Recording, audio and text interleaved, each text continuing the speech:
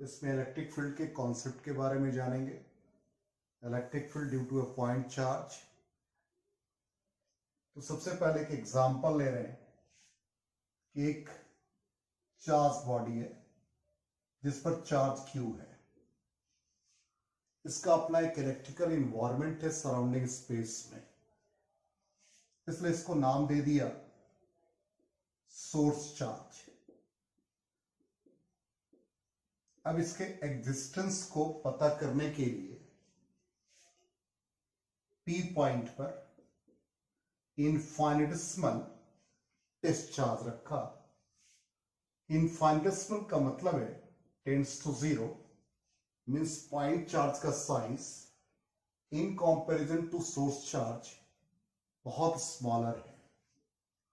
अब इस source charge ने इस चार्ज का नेमिंग हमने किया टेस्ट चार्ज। इसके ऊपर एक फोर्स एक्सर्ट किया। अब ये जो फोर्स का डायरेक्शन है ये हमने एरो से रिप्रेजेंट किया। तो जहां तक ये सोर्स चार्ज इस टेस्ट चार्ज पर फोर्स एक्सर्ट किया तो हम कह सकते हैं कि P पॉइंट पर इलेक्ट्रिक फील्ड एग्जिस्ट किया।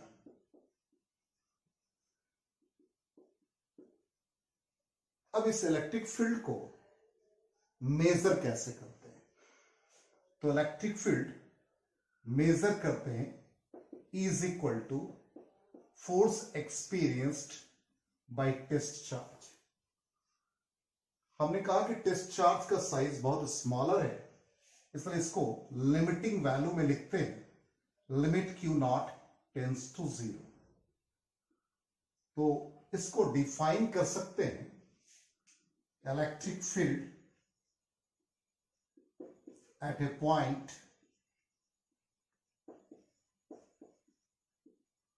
is defined as the force experienced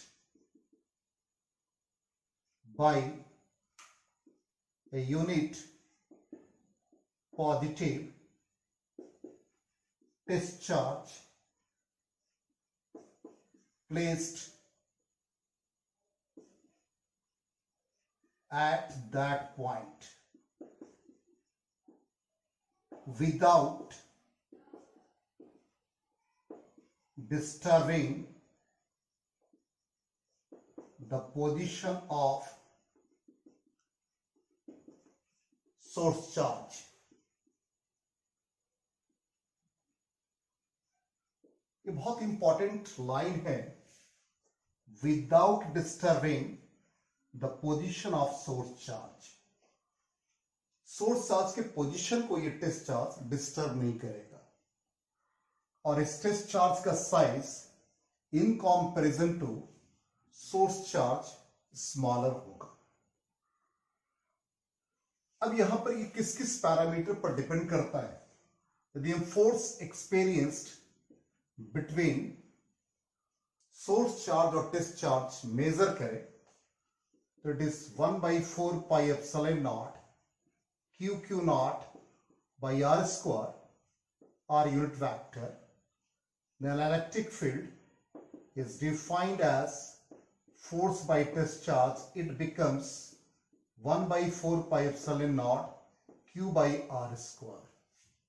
इसका मतलब इलेक्ट्रिक फील्ड के एक्सप्रेशन में टेस्ट चार्ज नहीं है, ओनली सोर्स चार्ज है। इसका मतलब इलेक्ट्रिक फील्ड सोर्स चार्ज पर डिपेंड करेगा, it is independent of test charge. अब इलेक्ट्रिक फील्ड का डायरेक्शन हम लोग कैसे मेजर करते हैं? ये तो कॉन्सेप्ट हम लोगों ने देखा। अब इसके डायरेक्शन को मेजर करने का क्या तरीका है वो देखते हैं हम लोग। सपोज सोर्स चार्ज पॉजिटिव है और P पॉइंट पर इलेक्ट्रिक फील्ड मेजर कर रहे हैं। तो एक यूनिट पॉजिटिव टेस्ट चार्ज रखा, इसने इसके ऊपर फोर्स एक्सर्ट किया तो फील्ड का डायरेक्शन ये होगा। इसलिए इसको हम लोग कहते हैं रेडियली आउटवर्ड। अब रेडियली आउटवर्ड का मीनिंग समझेंगे। हमने पहले भी पढ़ रखा है कि किसी भी बॉडी को चार्ज हम देते हैं तो उसके ऊपर चार्ज का डिस्ट्रीब्यूशन यूनिफॉर्मली होता है। इसका मतलब जिस जिस पॉइंट पर हम लोग फील्ड मेजर करेंगे, सपोज इस पॉइंट पर फील्ड मेजर कर रहे हैं P1 पे, P2 पर मेजर कर रहे हैं, ये सभी रेडियस से होता हुआ आउटवर्ड है। P3 पर मेजर कर रहे हैं, इसलिए इसको रेडियली आउटवर्ड कहेंगे। तो जब सोर्स चार्ज का नेचर पॉजिटिव होगा तो फील्ड रेडियली आउटवर्ड, यदि सोर्स चार्ज का नेचर नेगेटिव हो गया तो फील्ड हम किसी भी पॉइंट पर निकालेंगे तो रेडियली इनवर्ड। इसका मतलब ये हो गया कि इसमें चार्ज नेगेटिव है तो ये फील्ड का डायरेक्शन किसी भी पॉइंट पर आप मेजर कर रहे हैं तो रेडियस से या रेडियस के अलावा सेंटर के टुवर्ड्स है तो रेडियली इनवर्ड। तो इस तरह से हम लोगों ने इलेक्ट्रिक फील्ड के डायरेक्शन को देखा। अब इलेक्ट्रिक फील्ड किसी पर्टिकुलर पॉइंट पर मेजर करना है तो मेजर करने का मेथड क्या होगा? Electric field due to a point charge.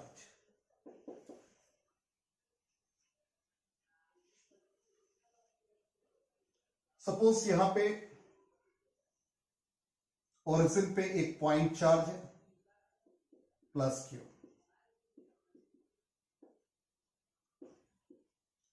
किसी पर्टिकुलर पॉइंट P पर हमें फील्ड मेजर करना है। यहां पर एक यूनिट पॉजिटिव डिस्चार्ज प्लेस कर दिए, फील्ड रेडियली आउटवर्ड, इसका position R vector.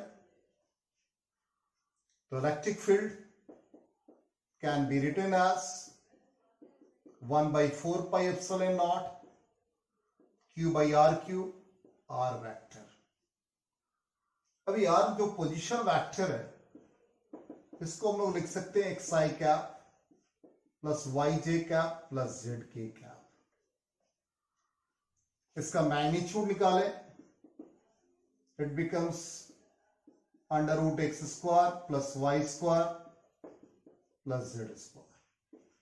R cube x square plus y square plus z square to the power 3/2। तो electric field vector 1/4 pi epsilon naught q x square plus y square plus z square 3/2 xi cap yj cap zk cap. अब इस basis पर electric field के component भी हम लोग find कर सकते हैं। ई वेक्टर को हम लोग लिख सकते हैं ई आई कैप या E X I cap, E Y J cap, E Z K cap. अब इस expression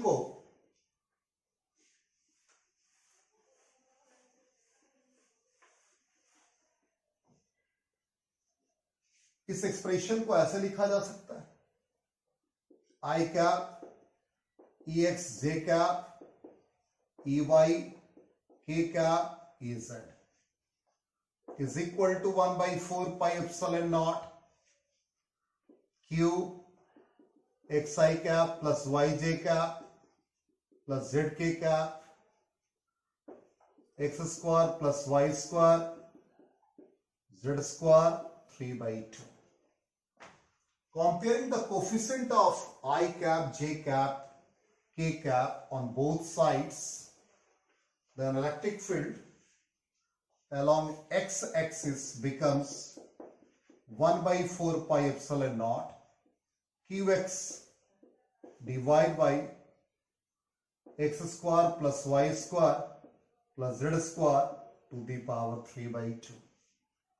Along y-axis 1/4 pi epsilon naught qy divide by x square plus y square plus z square 3 by 2 along z axis 1 by 4 pi epsilon naught qz divided by x square plus y square plus z square 3 by 2। तो इस तरह से हम लोगों ने electric field का component along X axis, Y axis, Z axis find किया। अब हम लोग नेक्स्ट क्लास में इस रिलेटेड प्रॉब्लम्स को डील करेंगे।